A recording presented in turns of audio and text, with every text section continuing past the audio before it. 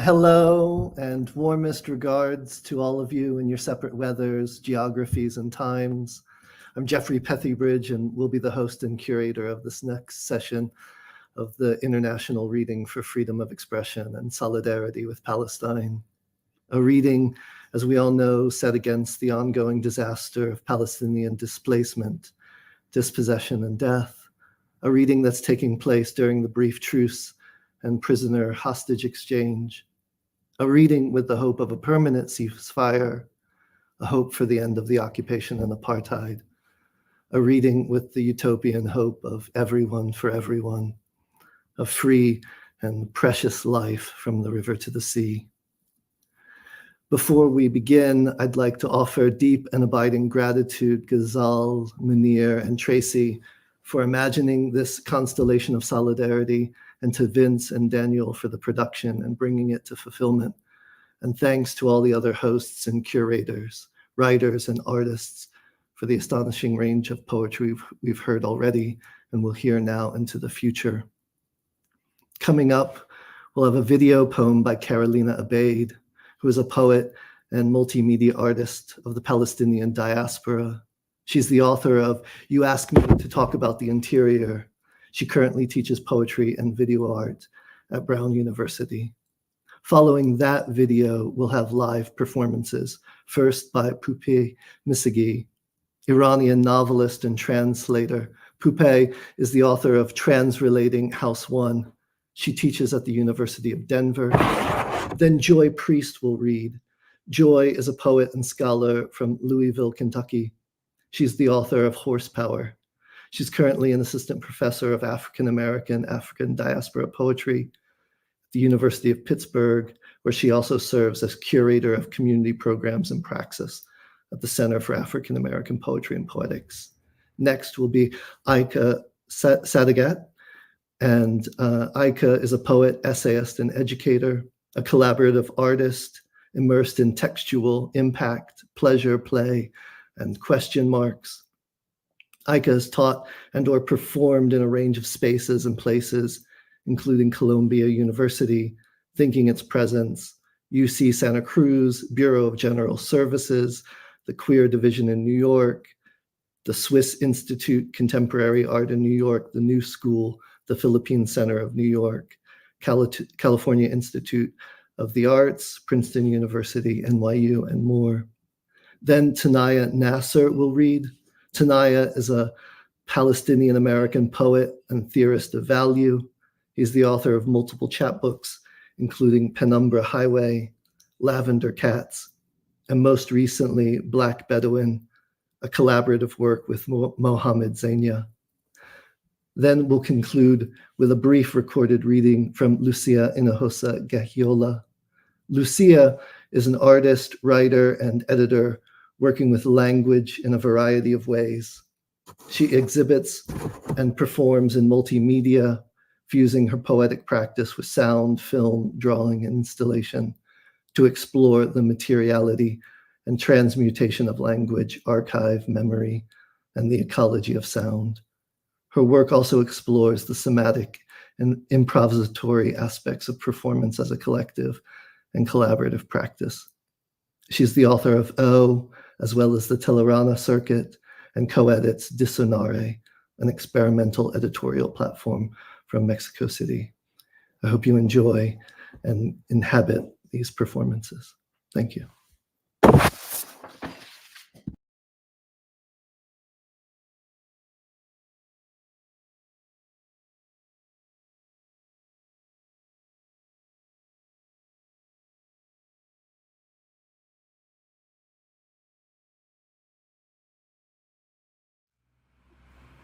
You have to use the telepathy machine. Feelings as artifacts. You have to use a channel, O, for the ancestor to pass through. Yawn her up from the white space. In alphanumeric names, their cambered Arabic numerals.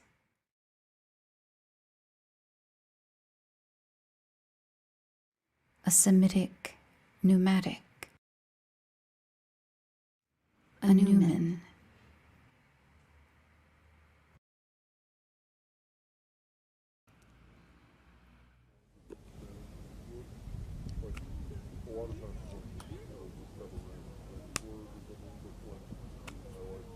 One, the one that is you listening.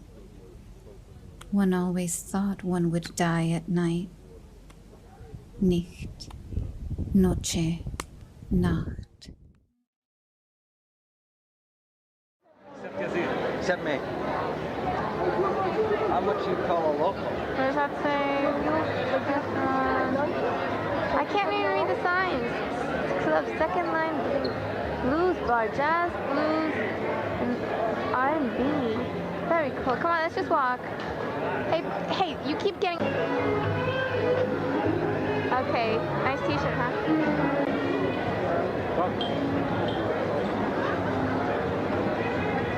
Get out of my way.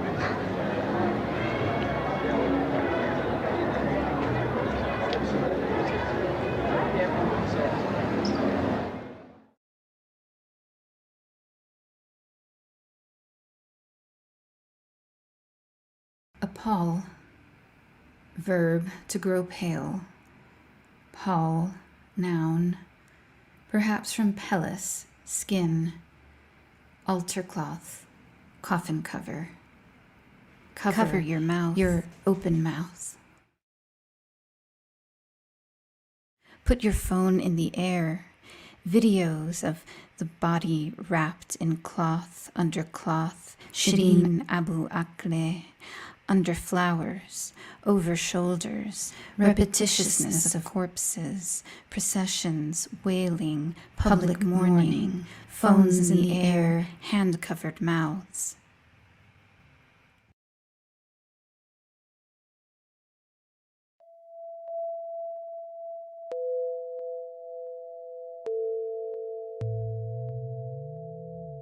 Emerge the information out of the sound.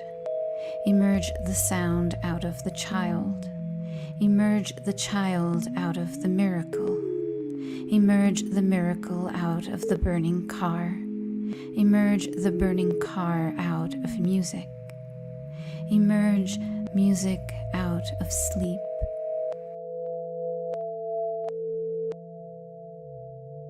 The sleep out of the throat out of the possibility.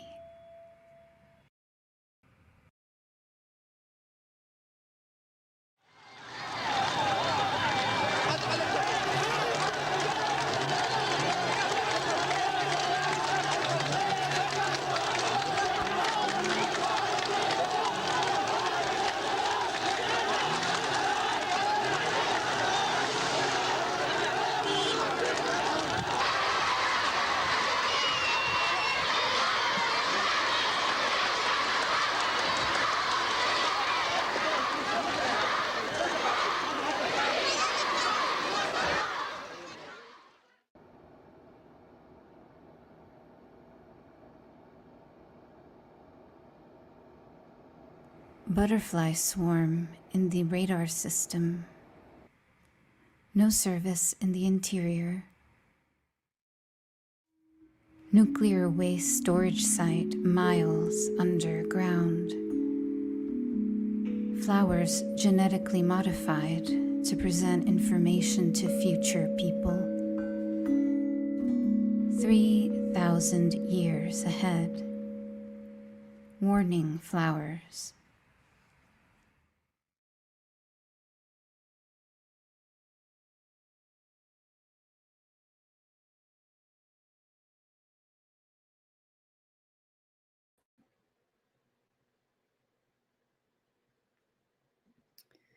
Hi, everyone.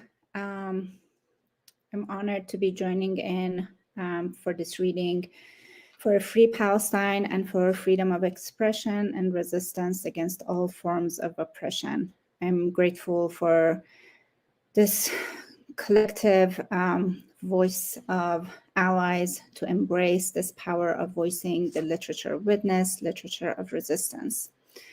In the same spirit, I'm reading a collage piece made out of sections from Adania Shibley's Minor Detail in English translation by Elizabeth Jacket, with Ghayat al-Madhoun's Adrenaline in English translation by Catherine Copen, in Persian translation by Sarah Rahmati, and my own work. Shibley. I'm awoken in the hours before dawn by the sound of a heavy explosion, followed a few moments later by another, then another, and another. I'm not dreaming. I listen intently to the sounds of the shelling, and the heaviness of the sound translates my distance from the place being bombed. Al-Mathoun. Anyway, I, the Palestinian refugee. I am the Palestinian, Syrian, Swedish refugee. من آن فلسطینیم که بر قتل عامهای بسیار پراکنده است. لخت و عور اینجا ایستادم و میکوشم شعرم را به تن کنم تا مگر زخمهایم را بپوشاند. گیج و گنگ تکه هایم را از اینجا و آنجا جمع میکنم تا شاهدی بشوم.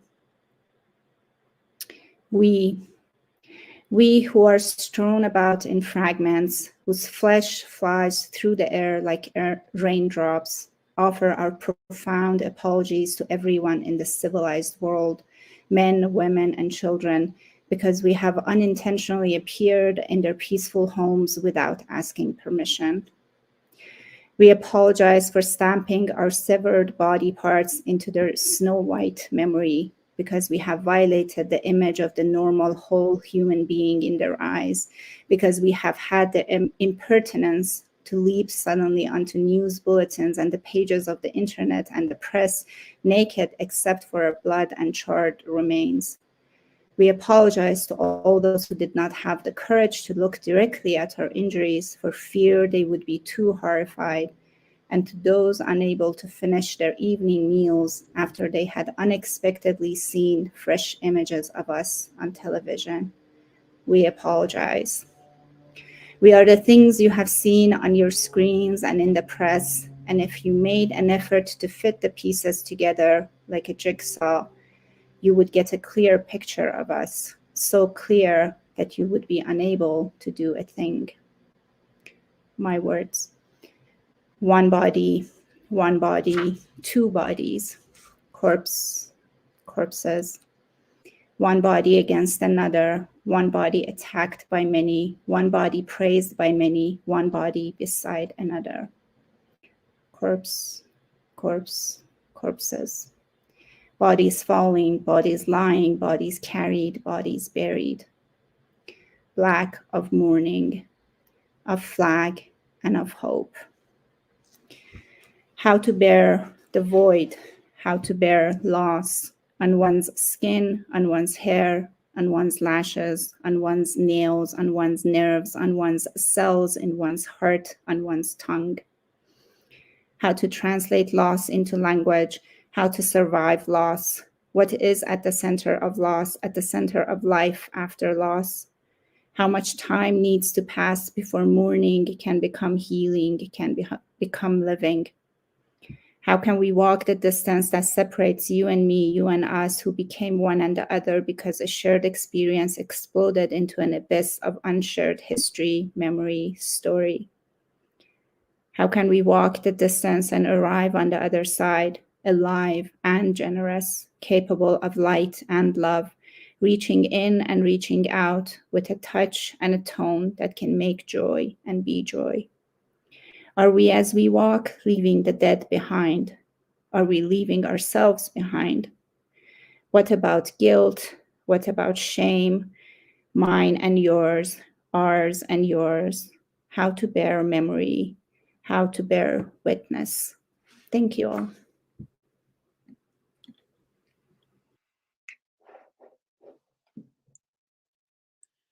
Hello, everyone. I'm very grateful to have the opportunity to add my voice to the voices here speaking to Palestine and to Palestinians. I'm going to read two poems. The first is a poem by Naomi Shihab-Nye, and it's called Everything in Our World Did Not Seem to Fit. Once they started invading us, taking our houses and trees, drawing lines, pushing us into tiny places. It wasn't a bargain or deal or even a real war. To this day, they pretend it was, but it was something else. We were sorry for what happened to them, but we had nothing to do with it. You don't think what a little plot of land means till someone takes it and you can't go back. Your feet still want to walk there. Now you are drifting worse than homeless dust, very lost feeling. I cried even to think of our hallway, cool stone passage inside the door. Nothing would fit for years. They came with guns, uniforms, declarations. Life magazine said it was surprising to find some Arabs still in their houses. Surprising. Where else would we be? Up on the hillsides, conversing with mint and sheep, digging in dirt? Why was someone else's need for a home greater than our own need for our own homes we were already living in? No one has ever been able to explain this sufficiently, but they find a lot of other things to talk about. The second poem I'm going to read is a poem that I wrote as a part of a series that I'm working on that I feel speaks to Naomi's poem around the concept of world. But more so in recent weeks, I've started to feel a kind of shared being um, between Black people and Palestinians, a specific kind of being in the world, that of the captive population, being in the enclosure of a world we didn't choose, where those holding us in that enclosure daily describe a world that is different from the one we are experiencing, that we are living. And it has a gaslighting, nightmarish, very surreal effect. So this poem is a song for Black and Palestinian people in solidarity as a reprieve to bring us out of that world. This poem is called The Black Outside. Relying a little less on the odd language we'd been left inside, we turn back to feeling. More moan, more mumble. Stuck in the soulless market, its debridement of language from meaning we still had soul. Glory after we come to a place without glory. Tenderness after we'd been made symbol of brutes. Sweet and soft mumbling, the language of antiquity, of God stretching toward God, pleading for the love that deserves an organ, a horn section, the soul singer's whine connecting our unrequited love to our unrequited history. Let him riff there for as long as it takes sound to cross the sea. For the time it takes my grandmother losing her memory to talk about the weather, as a way to slow down a little and find our music, to echolocate as plant humans, to feel our way towards each other in the black outside. Song from the solar plex slipping past the tangle of tongues, soothing the clock heart singing the end. My hands, the only hands to touch its hours. Let time wait on the band playing in a bar on Bill Street with no concept of time. Let it understand Black song as ubiquitous, Blackness as ontological surrealism, language as a thief that has disappeared, souls only sound can restore. Dear beloved, when you get right down to it, when you're feeling lonely. Thank you.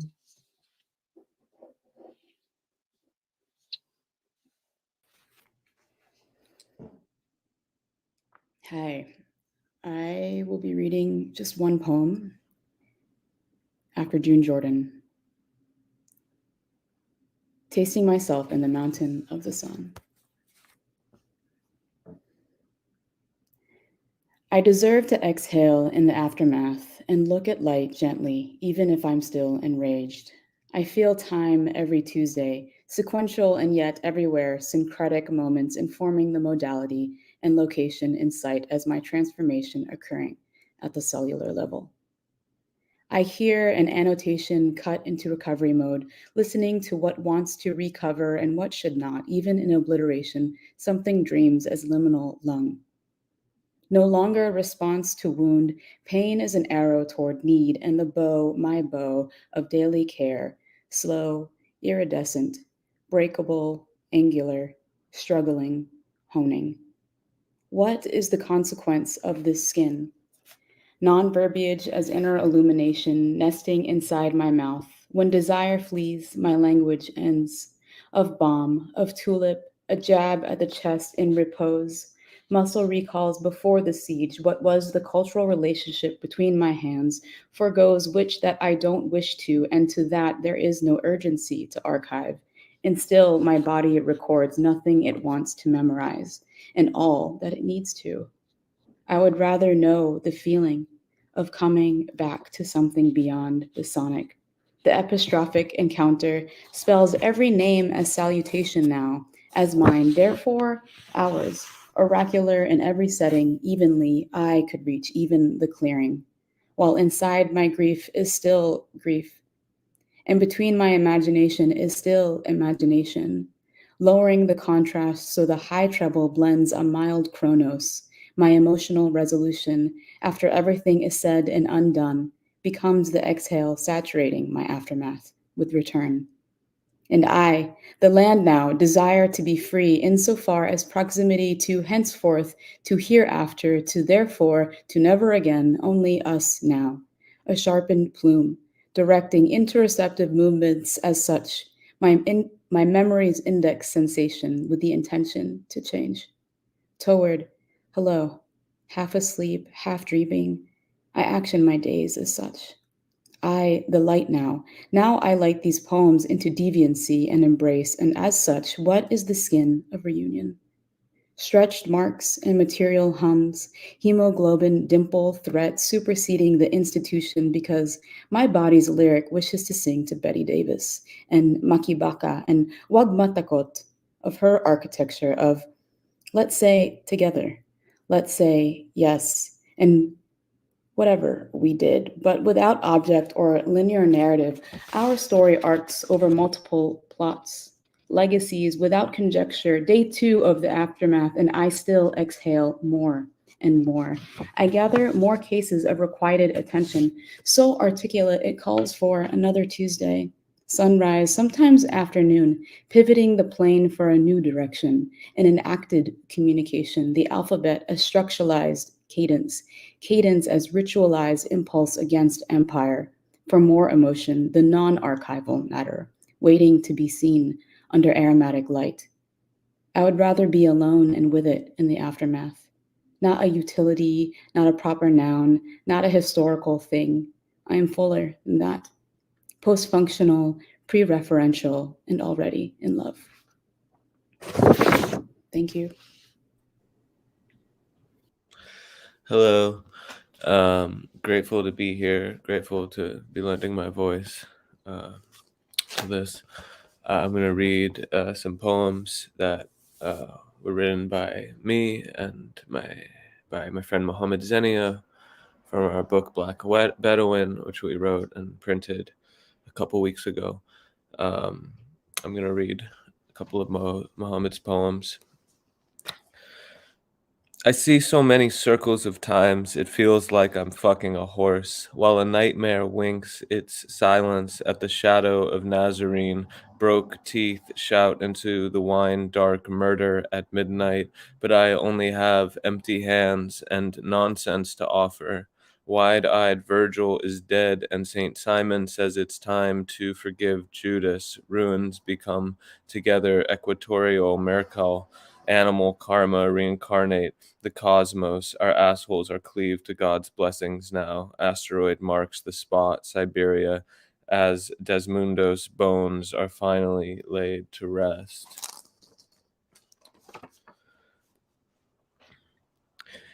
There is no wonder, no fire, no home, no nation, no poet knows the same flag, only a wound, a horse that says valley and knows D's amulet, broken sky, a god named East, and bullets.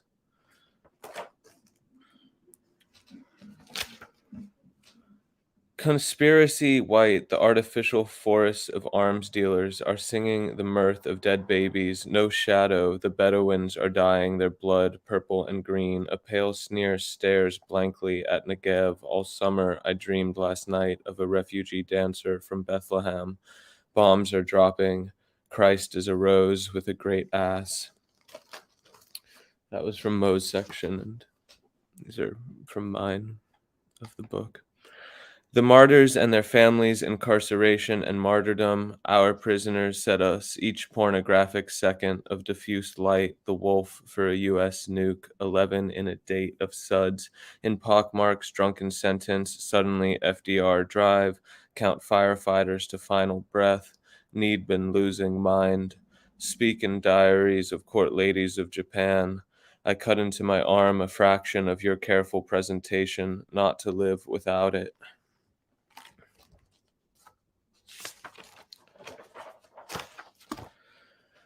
Marshes, tone deaf reeds, had it after roast.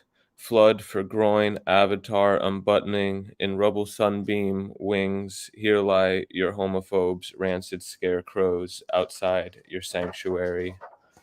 Veins, rusting, nauseous clitoris, gross excuses, ships in the Negev to never be distracted. White coffee to calm me off your band-aid nipples with their eczema, Tanqueray in the Negev, drinking in legs of distant faces, building canals through refugees to never get distracted. Let me be the chair in the salon or the belt around your waist, hair down to the scars of bloom, but most of all a chair.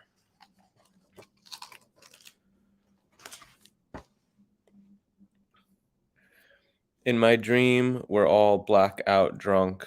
Rachel Corey is there blackout. We're all black. To cluttered cave of all the music in the world and an abandoned map of the world in America. When the beetle butted lightning's creditor and has a charcoal head to this day. The machine that degrades and denies and eviscerates reproductive justice to the machine that incarcerates. RE artillery tactics against ISIS in the New York Times. Vibrations of 12 hours shelling turn neurons to clouds, visions, and suicide. Choice slave tooth, Dakota 38. Children of Gaza. No boycotts because this is coffee.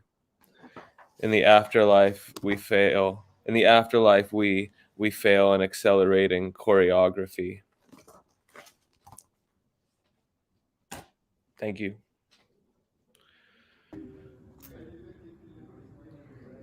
Los espacios negativos abren el hilo. Abren el hilo. Como un monumento cancelado, tu insecto nomádico toca la piel. ¿Qué es un cuerpo sino una deriva? ¿Qué es un cuerpo sino una deriva? Deriva que debe ser vociferada. Política no es un discurso que puedes sostener, ni siquiera es lenguaje. Es más como un insecto que viaja, camina por tu glándula pineal. ¿Qué es un cuerpo sino una deriva? Una deriva que debe ser vociferada. Espacios negativos abren el hilo, abren el hilo, abren el hilo. Toca la piel, toca la piel. ¿Qué es un cuerpo? ¿Qué es un cuerpo? La escala de realidades que reaccionan unas a otras mueven todas tus fuerzas. Insecto, monumento, toca la piel.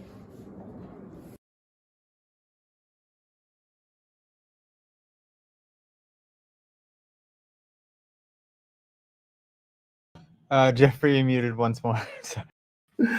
Thank you all. Thank you to Lucía, to Tenaya, to Aika, to to Joy, Poupeh, and to Carolina.